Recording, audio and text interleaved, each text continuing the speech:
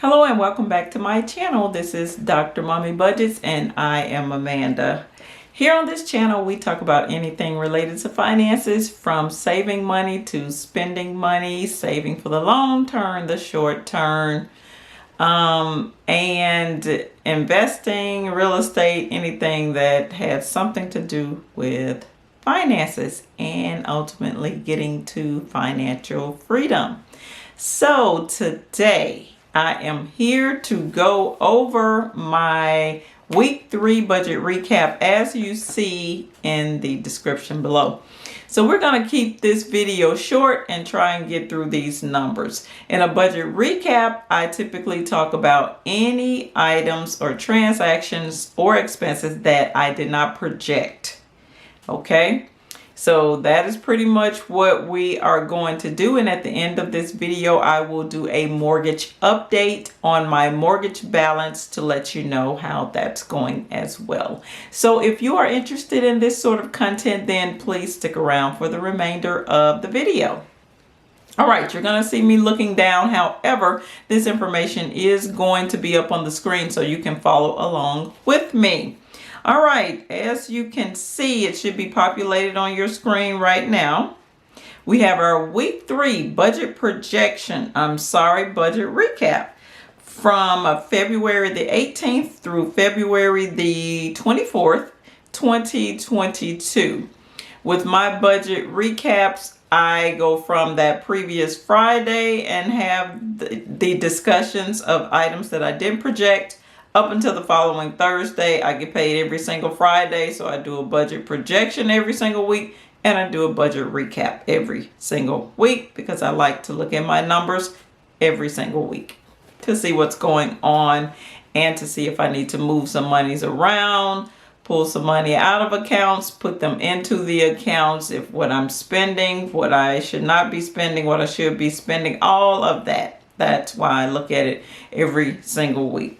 All right, item number 1, iCloud storage for Apple. My daughter has and that's 99 cents, has an additional storage on her cell phone. So that's what that's for. That money came out of the Bill's checking account. Next, we have credit card payment. Guys, y'all know how I've been feeling about these credit cards, but I'm keeping it under control. So you're going to see here how I'm doing that. So the first one here is a payment of $78. And however, that money came out of my Bill's checking account, but that money was given back to me.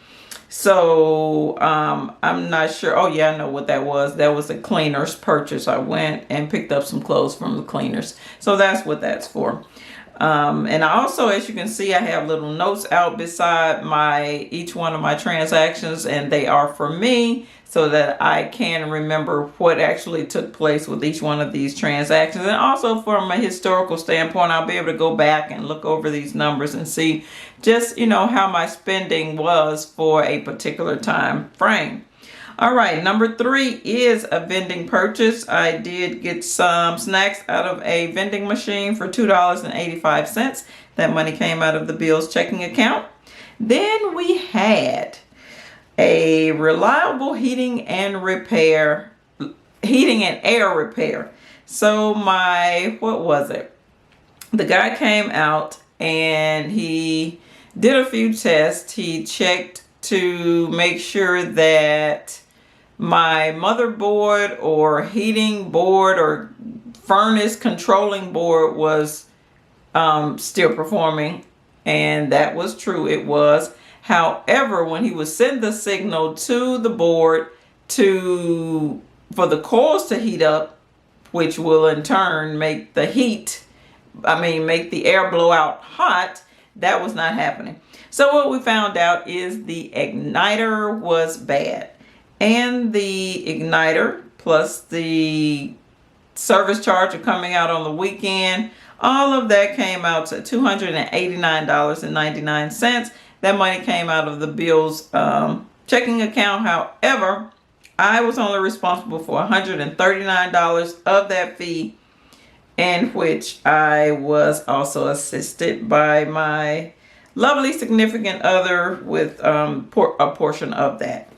So now with that being said, as I sat down and I was writing this information out, I noticed that money, I pulled it out of the bills checking account because, as you all know, or those who have been following me, I do leave a small amount of money in my account every single week, so that money adds up, and there you have monies there that I can use. However, as I was thinking about this actually could have been pulled from my mini emergency fund, because this is an item that I had to get repaired. There was a need for it, so that money could have been pulled out of there. So I'm still debating on if I'm going to refund the bills checking account from the emergency fund, or if I'm just going to leave it the way it is.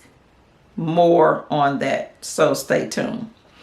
Now, and the very last item was another credit card purchase for a payment for $66.99. So as of now, the balance on that credit card is back at $0, but I think there's one more purchase that I did put on that account, that credit card, that needs to be paid off, and we will probably see that in next week's budget recap. However, this was my yearly Office 365 purchase, so I did pay for Office 365 for the full year, and that was that amount. So I did go back, pay that off. So as I was writing this expense down, also I did notice that this can be classified as a business expense. Therefore, I could have pulled this money from my business account. However, I did not. So we're going to go back and see if I am going to refund this bills checking account for these two purchases here. We'll see. But now that's that. And of course, as you can see, the very last little statement is our mortgage update. So we're going to move on to the mortgage update. So first off, up on your screen, you're going to see the balance where we left off. And that lovely balance was $76,655.46. Okay, so let's go back and see in my budget projection write-up. I was slated to pay $289 toward the principal of this mortgage, which I did do. So now you should see with that $289 principal only payment, up on the screen is our new balance.